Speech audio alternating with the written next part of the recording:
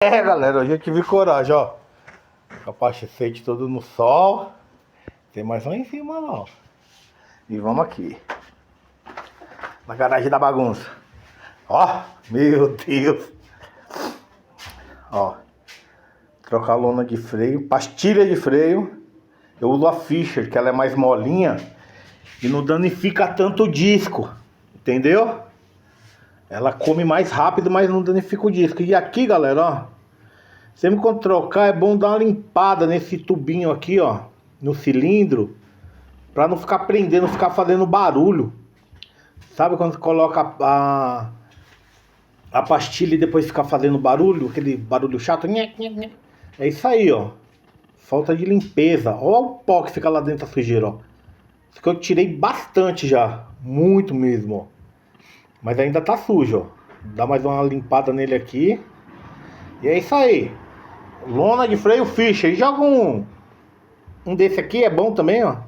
Muito bom pra limpar, tirar sujeira. E a danada tá aí, ó. Daqui a pouco eu vou dar uma lavada nela.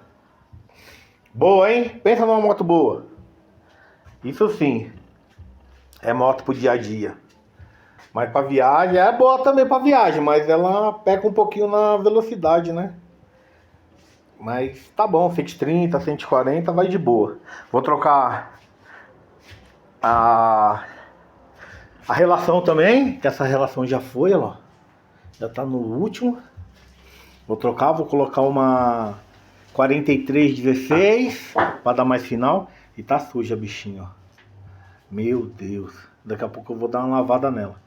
Vocês vão ver aí, ó. Mas o que eu queria falar é isso mesmo. Do freio. Pinça de freio, galera. Olha isso aí, a bagunça. Liga não pra bagunça, hein? O que importa é a moto. E a manutenção. O resto a gente vai levando. Isso aí, galera. Daqui a pouco eu vou montar e mostro pra vocês. Um abraço a todos aí. Fica com Deus. Fui!